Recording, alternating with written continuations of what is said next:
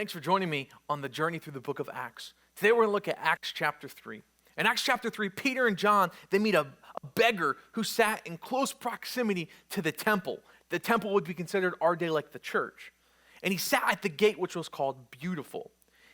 Everyone knew the beggar at the Beautiful gate because he begged there for many years, the Bible said. Many years he sat there and begged. This man sat a few feet away from what should have been a house of healing, but he was unable to enter it because he was sick and broken, and he was unwelcome. This man watched many, many years healthy people go into the temple and walk inside and worship and pray. And think about it, the temple was called Beautiful. How ironic, describe this place beautiful, but this man was not allowed to go inside, and it wasn't beautiful probably at all to him.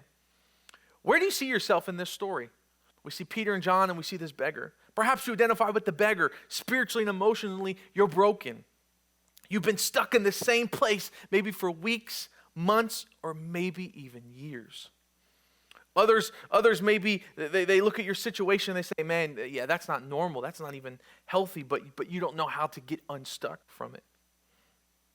But you know deep down inside, there's a desire for change, but you're just wondering how. Or perhaps you identify with Peter and John. You feel like, man, I'm growing with God, and I feel a great sense of God's longing wherever you find yourself. I just want to talk to you for a moment that just because you may be begging at a temple gate and you're feeling stuck, you don't have to stay there. See, when the beggar encountered Peter and John, he didn't realize, he asked, do you guys have money? Do you guys have some spare change? And Peter spoke up and said, we don't have what you're looking for, but we have what you need. And they said, in the name of Jesus, get up and walk. And this is the first recorded miracle in the book of Acts where the disciples were passed on the same power. We're looking at this word dunamis power. Remember, that same power was passed on to the disciples. And here we have this miraculous thing of this lame man who was a beggar no longer, because when Peter said, get up and walk, the man started leaping and jumping for joy.